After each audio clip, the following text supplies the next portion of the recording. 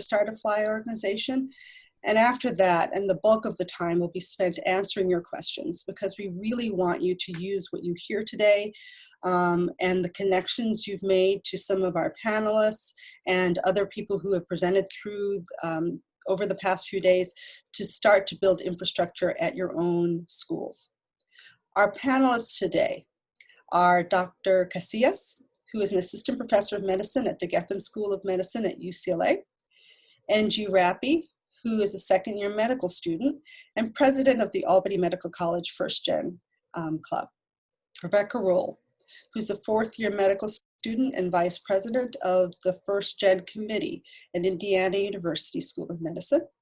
And Dr. Angela Palermo, associate professor and chief program officer for diversity and inclusion at Icahn School of Medicine at Mount Sinai. Dr. Casillas, would you like to start us off?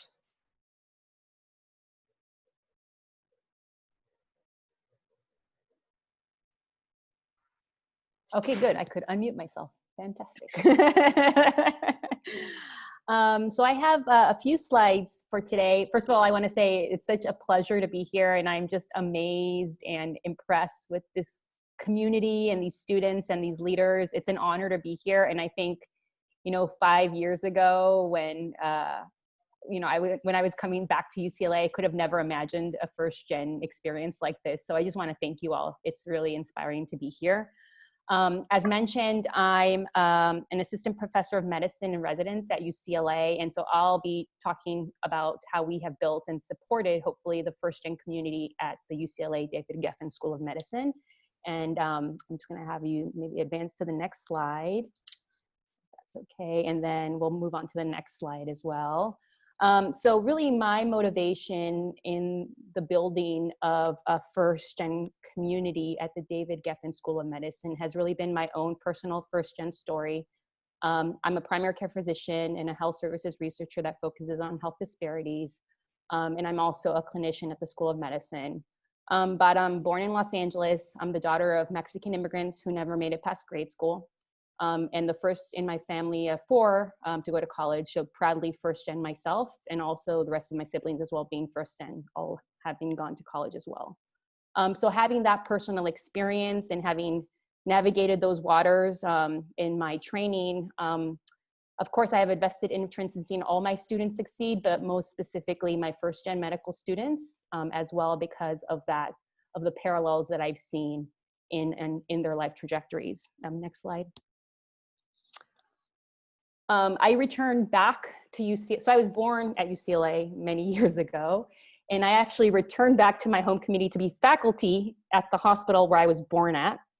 And in returning back in 2016, I realized that my first gen story was not over, even though I was now faculty. I realized that my personal first gen story was being repeatedly reflected in the voices of many of my current medical students. So we know these stories, we've talked about them, the stories of resilience and grit, being able to survive the grind to medical school while being first gen, but often while caring for family, emotionally or financially, etc. Navigating medical education and career decision-making, like traveling in uncharted waters, no idea, at least for me, having no idea what came next, just kind of focusing on the current thing at hand and hoping everything worked out for the best to move ahead towards the next step. A lack of professors and mentors who understood the first gen trajectory, and a lack of visible first gen peers, which obviously is what this whole experience is about. And so I saw these stories repeated back to me. I remember a student saying, I'm talking through these issues, and her saying, wouldn't it be nice to just be a medical student? And so already I was feeling that there was a need for something greater to harness the strength in these students, number one, right? An asset-based sort of mode of looking at these students, but also harness the complete potential and address whatever needs these students were encountering. So we'll move on to the next slide. So the first gen seeds at our school were sort of serendipitous. When I returned back to UCLA, I actually received an email from the University of California, Los Angeles, regarding a First to Go campaign. The University of California had launched a big faculty outreach initiative focusing on First Gen. And later on that academic year, they launched the UCLA First Gen Institute, which I attended, where I connected with other people at the college level doing work on First Gen. But being there, I realized that there was a complete lack of First Gen visibility at the graduate level. And furthermore, there was no one from the medical school represented at that institute, despite the university being on the same campus as the medical school. And I thought, how could this be, especially when we know that the First Gen identity continues throughout education and your career. So even though I will put out the disclaimer that I'm not an educator, administrator, I put it upon myself, being First Gen myself, to move this forward. And I met with our Dean of Medical School Diversity Affairs representative and our Vice Chair of Medical Education to make them aware of what was happening in our own backyard regarding First Gen and whether we could harness that to be part of that First Gen movement. I found during this meeting that even within this forum of leaders at the medical school level, not all admin were aware of the First Gen movement, and a lot of people still needed education on what First Gen meant. So just sort of thinking through that, especially as we're building a community, that sometimes we have to start from ground zero when we're thinking about this process. Okay, next slide. So I approached the leadership initially with a lot of ideas on how to address First Gen at the medical education level, talked about what other schools may have been doing. But the administrators really first wanted to see a voice rooted in our First Gen medical students. We needed to demonstrate that there was a need. I knew there was a need, but I needed to demonstrate there was a need for a First Gen specific movement at the medical school. A lot of, and I don't know if this has been the experience for others, but the response that I initially got was, we already have a lot of outreach and support programs that include many First Gen students. So, pushed a little further, and with the help of our Student Affairs Office, I reached out to medical students myself about a possible First Gen organization, and we scheduled a first lunch meeting in November, I believe, 2017. And we'll go to the next slide, where this was our inaugural First Gen meeting with very little notice, maybe a couple weeks notice. We had nearly 100 medical students from all class years attend a lunchtime meeting during the week. And all you that are in all your rotations in medical school know how difficult that is, that we had that many students show up last minute for this type of meeting. It was a powerful moment. I'm so glad that our Dean for Equity, Diversity, and Inclusion actually ended up staying for that meeting, because she got to witness firsthand, our leadership got to witness firsthand the powerful stories from these First Gen students, the powerful experiences showing the great assets and the great need. And so like this conference, an invisible community became visible. And I think it was that moment that really was a turning point for us in terms of building our community at the School of Medicine. Next slide. In these students' discussions, things that we heard, which we've discussed during this conference, is you don't know what you don't know, the hidden curriculum, understanding the structure of medical school. A lot of us come in not even knowing we have to take boards at some point, knowing about what residency is, the applications and beyond. And then, like you've alluded to, making connections across the training pipeline and amongst medical students, but also with residents, fellows, and faculty. We heard for a need to collaborate with other professional schools to hold First Gen conferences for specifically graduate students, collaborating with public health, health sciences, and really making networking connections between aligned graduate professions in a safe space for First Gen talk. And then we heard about the importance of the orientation time for First Gen medical students, that making this First Gen community visible from the first day, even through the application process, was crucial. And that orientation is a vulnerable time and sets the tone for the rest of the year. So wouldn't it be great if we could do this from the get-go? Go on to the next slide. So just to give you a little sampling of what we've been able to do up until now, we have an official First Gen medical student organization at our School of Medicine. We're actually the first student organization for the whole University of UCLA. After we started our organization, the law school followed, the business school followed, the general grad student organization followed, and then the college organization followed. So we're so happy that we were able to set that precedent. And we established a formal partnership with our School of Medicine Office for Equity, Diversity, and Inclusion. So our First Gen organization has a home. We also established a partnership with our Office for Academic Support, so we can relay issues with, as things came up related to First Gen and academic support directly to that office. We have established, as of 2018, the First Gen Families Program. So this is like family meetups or dinner with 12 strangers, where we encourage a group of, where we have established 12 different families, each with 10 to 12 individuals comprised of medical students, residents, faculty, postdocs, and I mentioned faculty, to meet up throughout the year, to have dinners, and to have an informal method for supporting each other.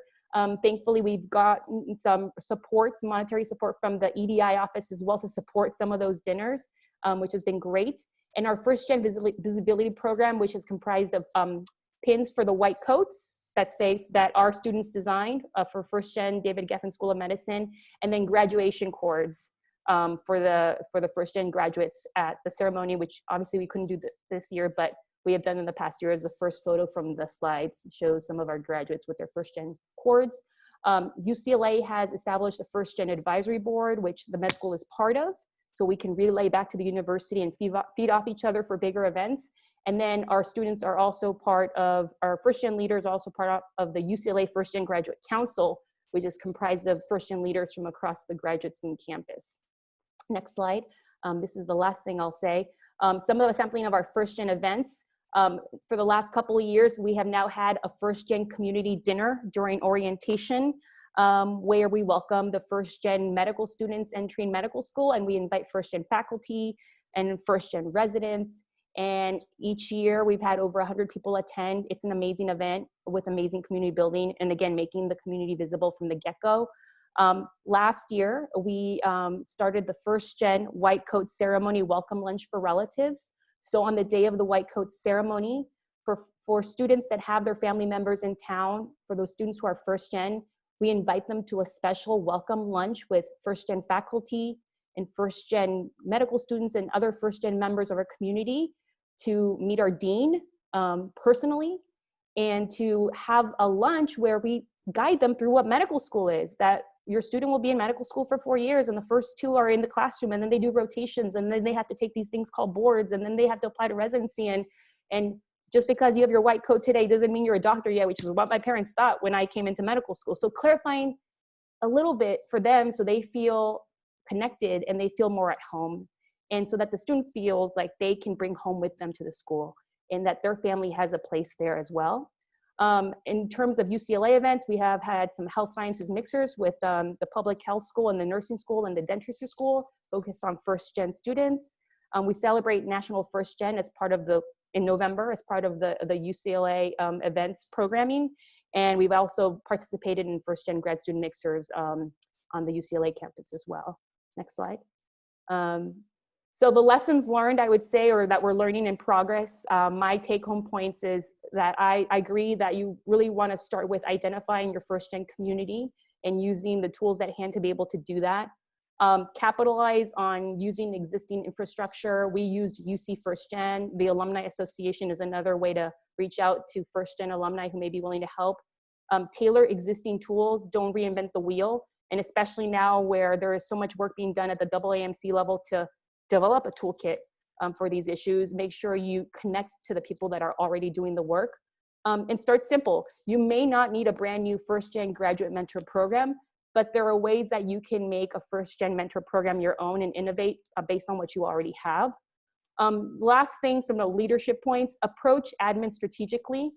So partly you might want to use peer pressure when you're starting to build your community. What are other schools doing when it comes to First Gen students? Why is this important? Why should we care? What's the win-win? And then always start with incremental asks that align with leadership mission. Because again, each simple task is someone else's paid time. So thinking about what you can ask for and what you can build on, that's sort of the way to think forward in terms of moving your goals along. I want to, next slide, just acknowledge some of the great people who have made this possible. Without these people, we wouldn't be at our school where we are today. We have a long way to go still.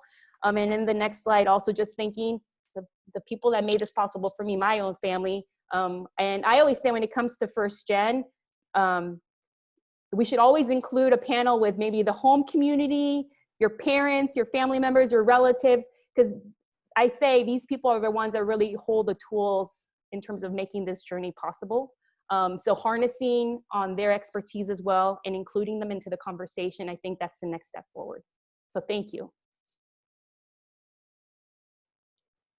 Thank you, Dr. Casillas. That was great to see all that you've accomplished in 3 years. That's amazing. And I can't wait to see what you report next year at the next in-person FGLIMed conference. Thank you. Enxhi, can you share a little bit about the First Gen organization at Albany Medical College? Sure thing. So as Dr. Mason said, I'm a rising second-year student at Albany Medical College, and I identify as a first-gen low-income Albanian immigrant. And my role currently is president of the First Gen Medical Student Club at Albany Med. So next slide, please. Just going to tell you about our mission and align across all universities, but we really want to be there to support our students, provide resources when they need them. So leadership, emotional, academic support, and training goals like build and students and facilitate and highlight their successes first in every day for the community.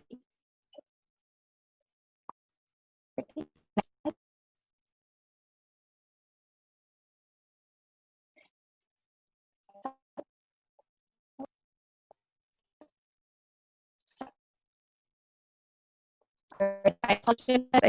It sounds like my audio is going in and out. I'm going to try to fix that.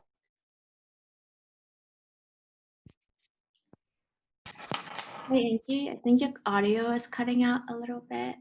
Yes. Can anybody hear me now? That's better. Thank you. Okay. Sorry about that. Where did we leave off? What was the last point that you guys heard? Sorry. Maybe you should start from the beginning, the mission part. Sure, absolutely. So part of our mission is to really provide the resources for our first gen students and to whatever that means to our students. So provide mentorship and provide academic and emotional support. And some of our main goals, like the goals of this conference, is to really celebrate our students, our first gen students, to build community and to facilitate and highlight the successes of the first gen students. Next slide, please.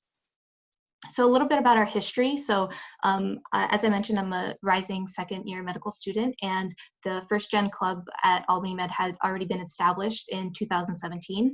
And this first initially started off as recognizing students during commencement exercises and has grown over the years. One point that I do want to make is that we were an inactive group in 2018, and that was a challenge that we as a group faced. So I'm going to address some of that later on.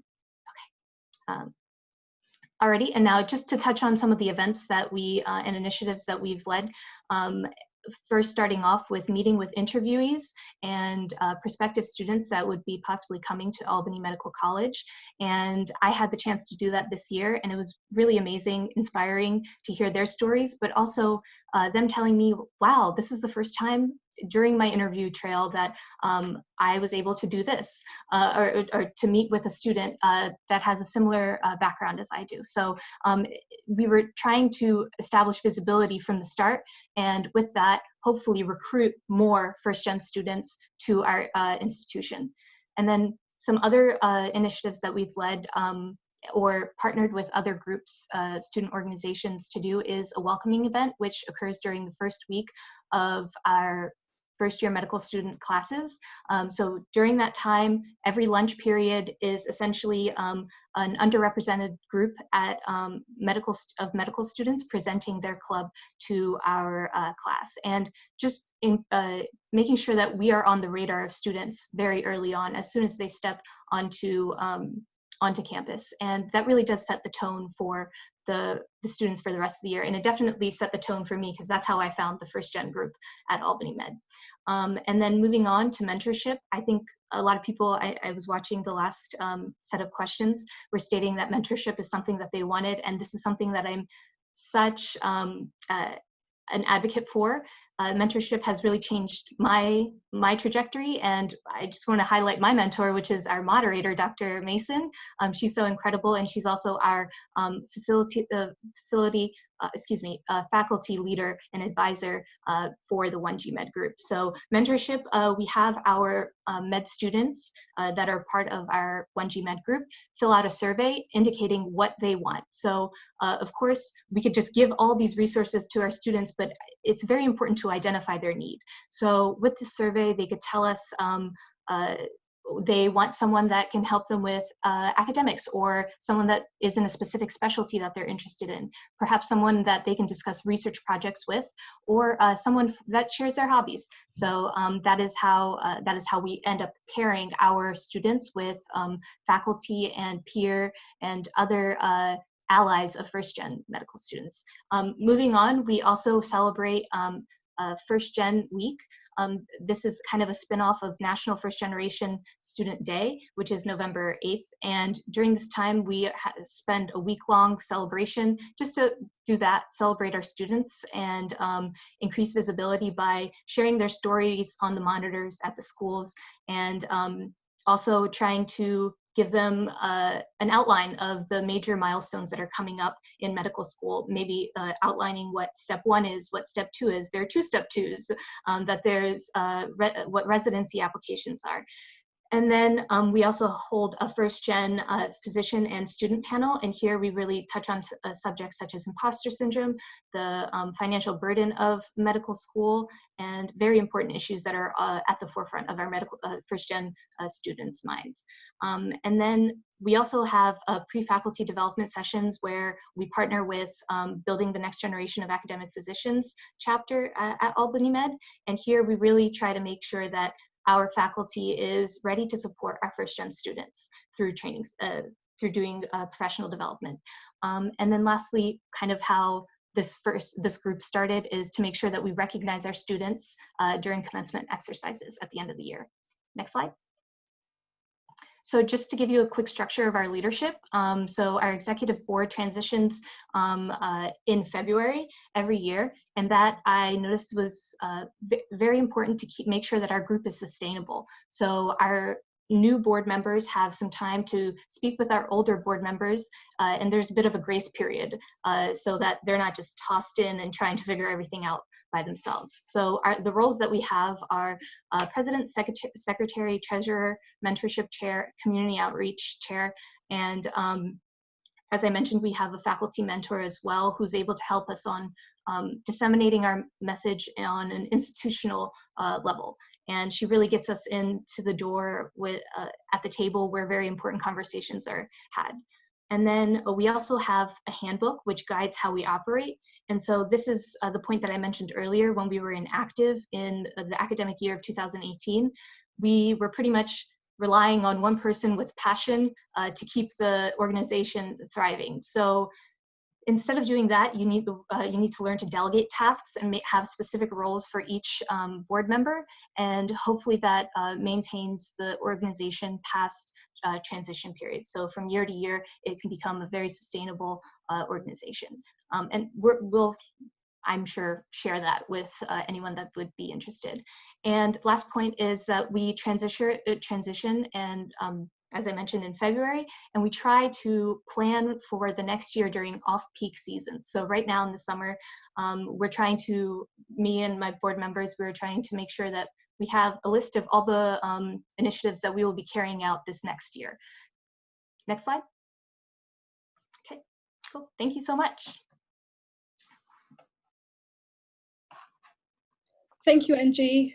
Rebekah from Indiana University, you've taken a different approach. Can you share a little bit about that?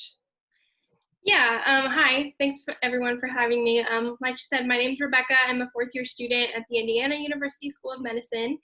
And I don't have any slides prepared, but so I'm sorry about that. But so at the Indiana University School of Medicine, we didn't have, when I started school back in fall 2017, we didn't have a first gen community built. And I think through the process of applying to medical school and, being in the first year is when I really kind of felt my identity as a first gen student come to the forefront of how I identified myself. So part of how I channeled that into my work as a medical student was to work through the already established mentoring channels that we had in place at IU. However, in a role that I took on as a part of the orientation committee for our first year students, I was approached by one of our associate deans for student affairs and a lead advisor we have at our school. And they had this idea that they had,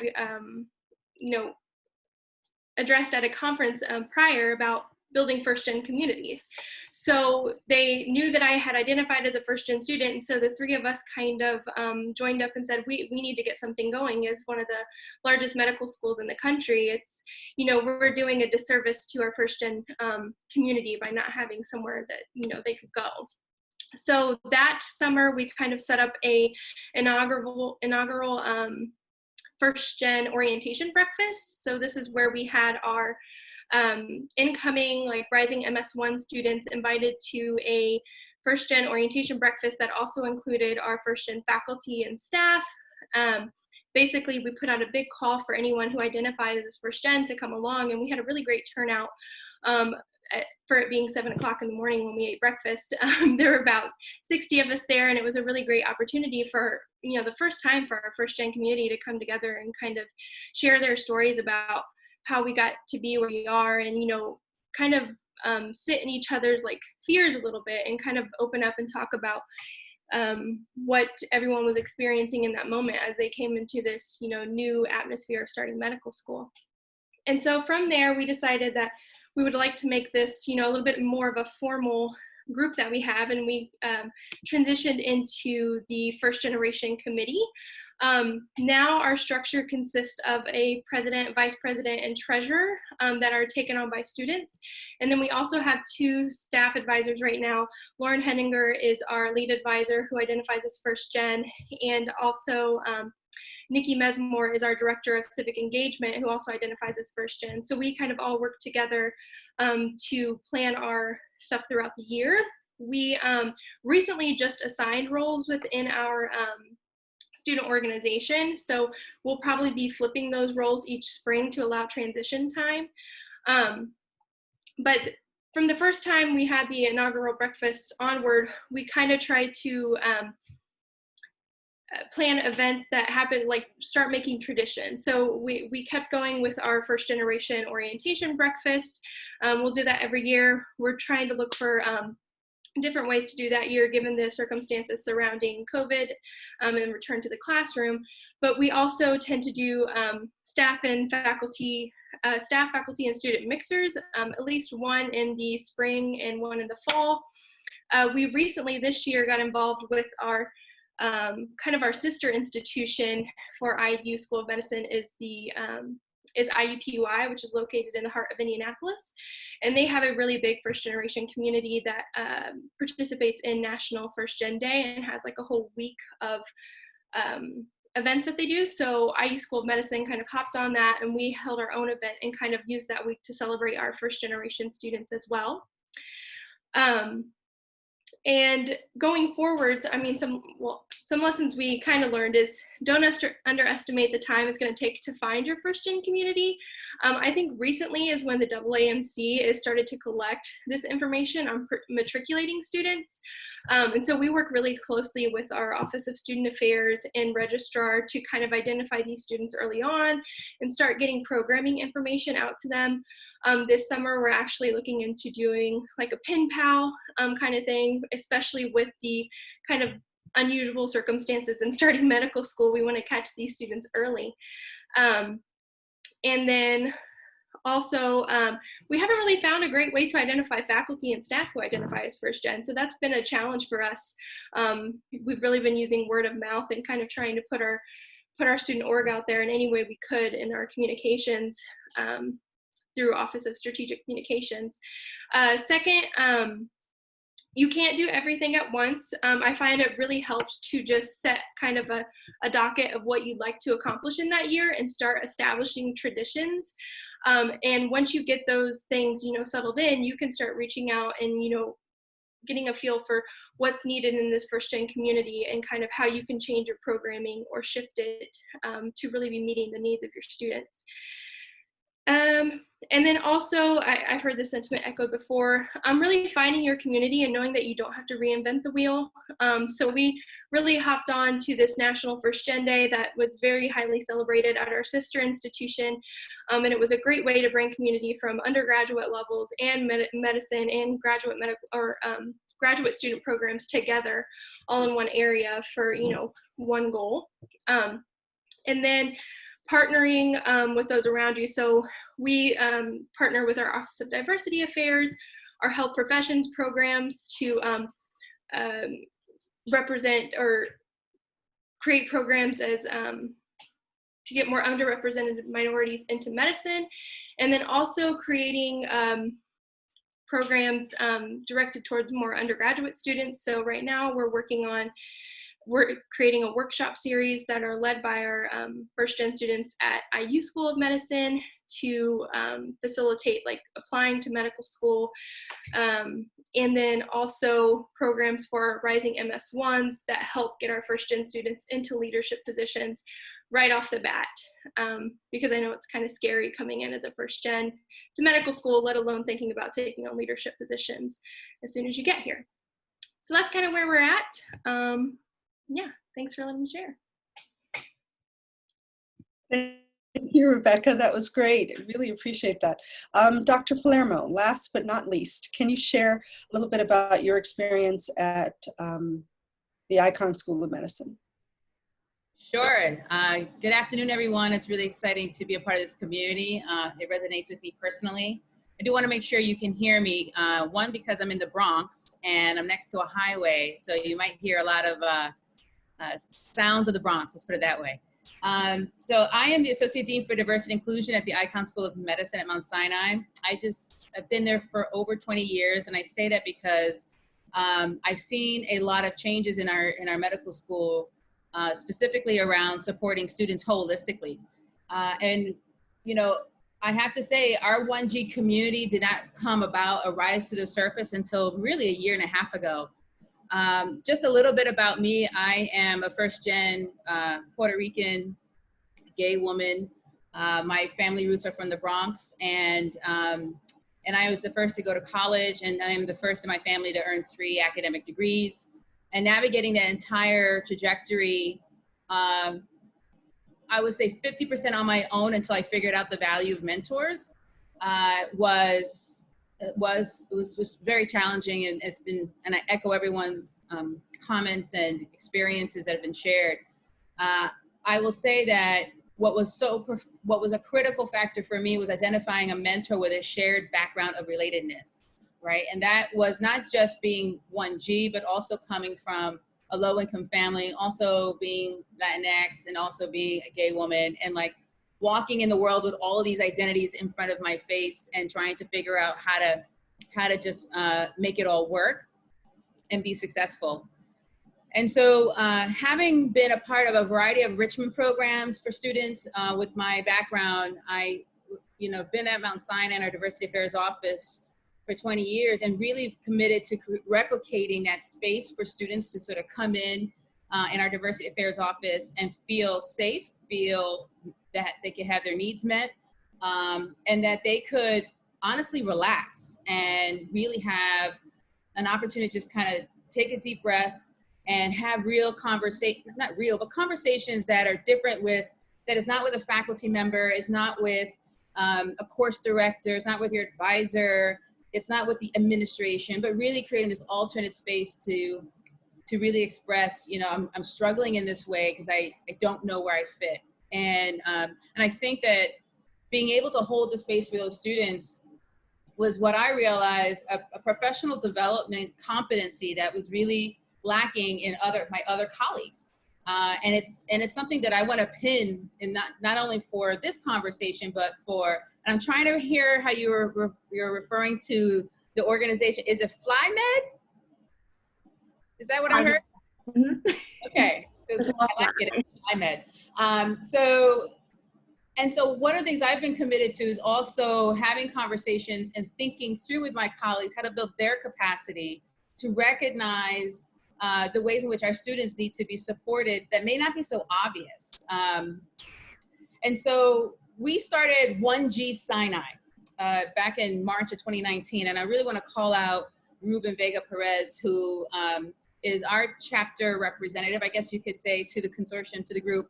And he came to my office, and this is the space we aim to create in our office. And he said, this is what is, you know, a missing for me.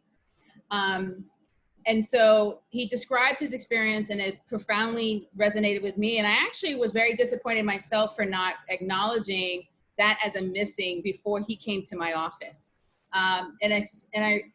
So, you know, we had an opportunity to think through what's the strategy for building the 1G Sinai community. And he said, you know, what's missing for me is that I need a community, but I also need other things to thrive. And those of you who know me, because I see a lot of alumni from our pre-med program at Mount Sinai as a participant, and they know that one question that I asked during the admissions through the interview is, you know, tell me what you need to thrive in medical school. And for many of them, when they're doing their mock interviews for me, they're like, that's really confronting. And I realized that at this moment, we needed to unpack, what do 1G students need to thrive in medical school? And so we organized and we pulled together, I think, a really wonderful gathering that I want to say a little bit about.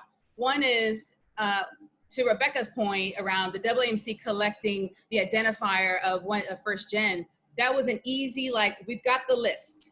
We've got the list of students. And then in terms of faculty, we initially started by word of mouth, and we also started to include staff because they also hold up the space, right? The non-faculty staff. And then we created a gathering. It was a dinner gathering, and I'll never forget, and this is, I want to admit to my unconscious bias, being a first-gen student in college and in my master's program, my doctorate program, the other first-gen students were always students of color. And I had never really had this sort of circle that was more diverse than just students of color. And being specific, I'd never had that experience of having white students also being first gen around me and Asian students. And I recognized that my snap association of being first gen also meant you're a student of color, or person of color. When we had our gathering, in that room were close to 45 students from all racial, ethnic backgrounds. And I was blown away. And I too, at that moment, admitted, just so I'm admitting to all couple hundred of you, that I had it, that it had to look a certain way. This community looked a certain way. And I deeply appreciated being checked on that, because this is, you know, first gen, you know, is an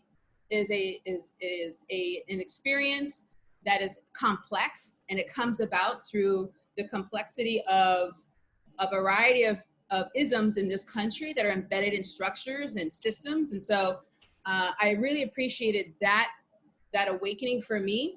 What we did was we created a storytelling approach to the dinner gathering, and we took sort of the magazine metaphor as an organizing framework, and we wanted to use that as a way to tell the story. And we literally had a delicious meal, and myself and my colleague co-facilitated a conversation over food where we would like design an edition of a magazine together. And we talked about, like, what would be the cover line of what would be the headline, the cover line of the magazine. And, you know, through dialogue, you know, the cover of the magazine would say, "We went first." And that was so powerful. And then we said, well, let's open the magazine, and what would be the headlines of the first gen experience as a med student?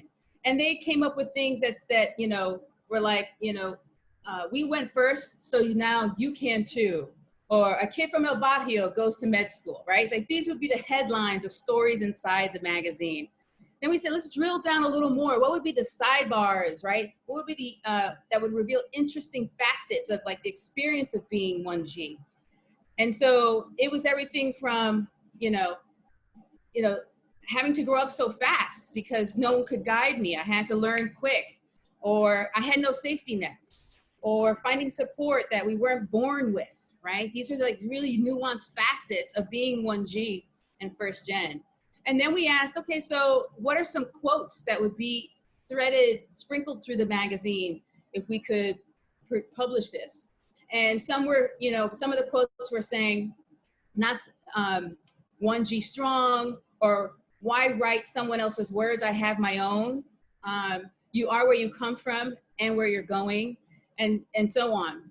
And then we started brainstorming. What are the things that you need to thrive, right? And clearly on the Slido results prior to this session, mentorship was key. But I think what was really profound and so simple was simply a chance. And that was moving for all of us. And I think when we got that, it was like, yes, a chance to be successful in medical school and beyond. And so I won't go through all the other things, because I think it's been said already, everything from more financial aid, more social support, et cetera, role models. And then we went into like, well, so now what? What is it that we want leadership to do? What is it that we want our students to do as peers? What do we want from faculty? And what are things that may not fall in those buckets, but should also be considered? I won't go into all of it, but I'll tell you a couple of key accomplishments. One, what we did immediately in that academic year, and this came up very profoundly, was that they felt that their family members and loved ones were linguistically isolated from the graduation experience. We published the graduation booklet only in English. And that year we changed it and published it in Spanish and Mandarin and in English. We also changed the rule of the hooding, which before was that you had to identify a faculty member to hood you. And we completely got rid of that and said, you get to choose one person in your life to hood you. And on that graduation day, we had everyone from the traditional physician hooding another student to the abuelita who came up, and we waited till she made it up on the stage, and and she hooded her granddaughter. So it was profound, it was special, and it was out of the voice of the 1G. We also created like, what is med school pamphlet, right? And I think I heard that before. And we made that available to all students to use to share with their families and loved ones. And I have to say that, right, more importantly is this, how do we support students holistically so that all students can thrive, and do it through a lens of equity? And I think that is the lane that FGLIMed can own, is really that lane, like holistic support for students. Because if FGLIMed students survive and thrive, all students are gonna survive and thrive. So I'll leave it there because I know we have a little bit of time left. Thank you. Thank you, Dr. Palermo. That was wonderful. Thank you, all our panelists. You've shared that there's not one approach to finding what will work at your institution. And I am certain, Mitien, that there are lots of questions. So we'll transition to that, and Mitien will take over the question and answer session. Yes, there's so many questions, and I'm going to try my best to synthesize them all. One of the most prevalent themes in the question is how, when you're establishing your committee, initiative, organization, or affinity group, how did you define First Gen? What came into that decision? Because First Gen can encompass many, many definitions, as we know. I can tell you, we first started out with the University of California definition, which is the traditional definition of both not having a parent who attended a who completed a 4-year degree at a U.S. university or college. That was sort of the definition that we use. But what we tell people is that if you feel like you're First Gen, you are welcome. You are First Gen, because we have many students who maybe had parents who had college degrees but grew up with a grandparent, grew up in the foster care system, and their narrative resonates with the First Gen experience. So this is what we say, but we always tell people, if you feel like you're First Gen, you're included, and we welcome them. We don't have People don't need to fill out an application. They don't have to check off a box. We don't go by the medical school metrics. We sort of go by whatever people self-identify as. Yeah, and I would just add that we also use the traditional definition, and we also are inclusive of students who are first in their family to attend and complete like medical school or graduate school, because we have plenty of students who come from non-medical families and just don't know how to navigate this profession. And we also have students who are international and had no idea how to navigate the American education system, and we're also at a disadvantage and first to experience this.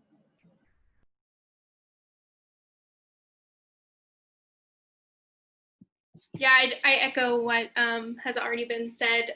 I think at first we purposefully did not define it and kind of let those who identified as such kind of step forward. But I found the best approach is to, you know, just let anyone who shares that identity come to the table. Yeah. Yes, just wanted to echo everyone's response. And I did want to say that when we did hold our Med School 101 event, there were students that were not first gen, maybe not low income, and they came to our event and they were like, wow, I didn't know what an OSCE was, or I didn't know what all of these steps were along the way. So I think that it's something that everyone can benefit from to participate in the events that are held for first gen students. But of course, we want to create an environment for students that we can offer that support for the students that need that support. Thank you. That was a hard question to answer. And another theme that came up with the questions is how do you, so currently there's unfortunately a certain stigma with being first gen low income. When we were creating this visibility campaign, and this is something that FGLIMed also struggle with, how do you balance between respecting people's preference for remaining somewhat under the radar in terms of the first gen and low income identity?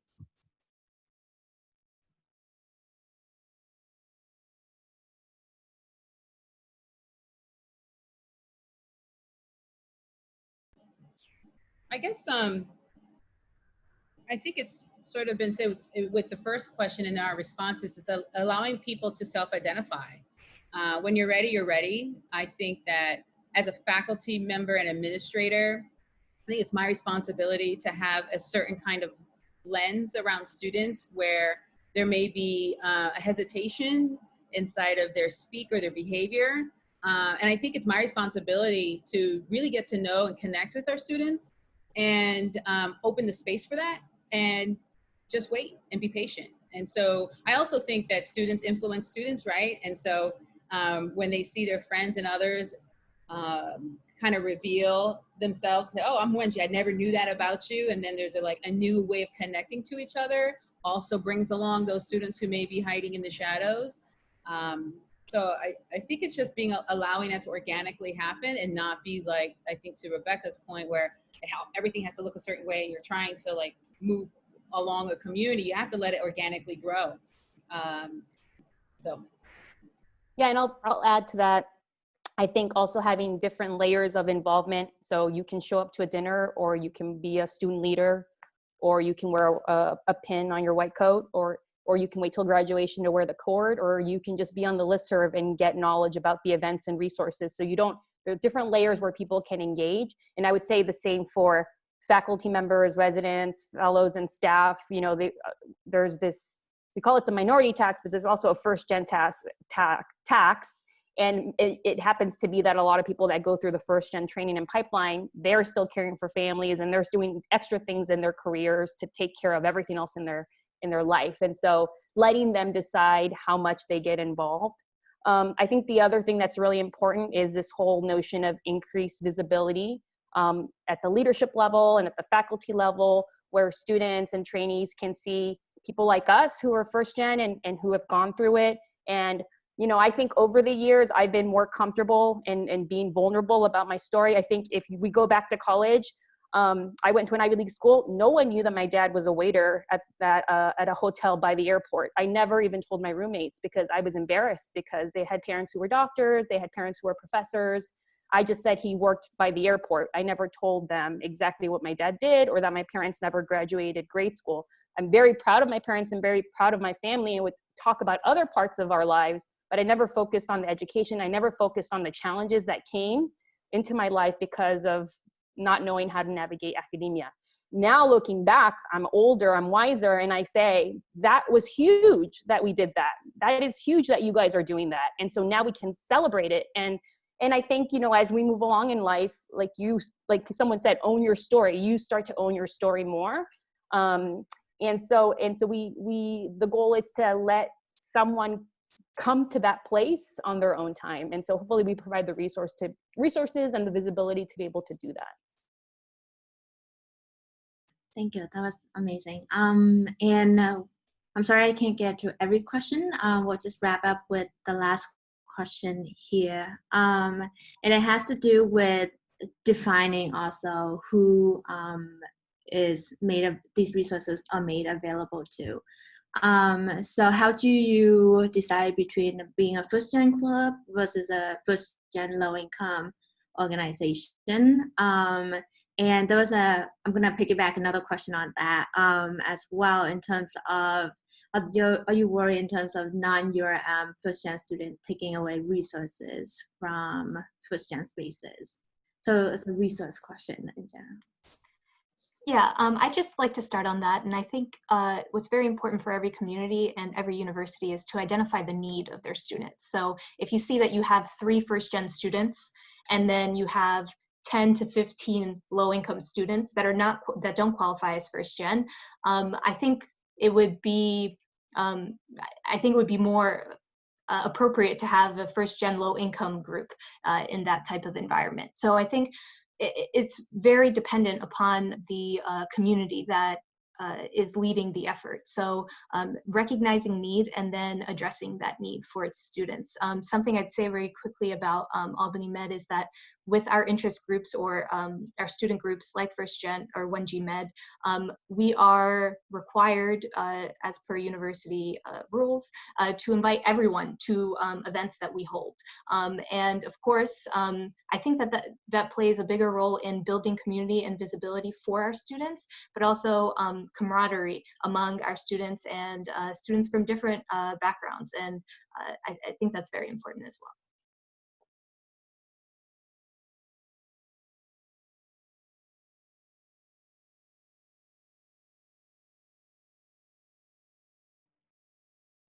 Great. Thank you, everyone. Thank you to our amazing panelists for today. And I hope that we can continue this conversation. And so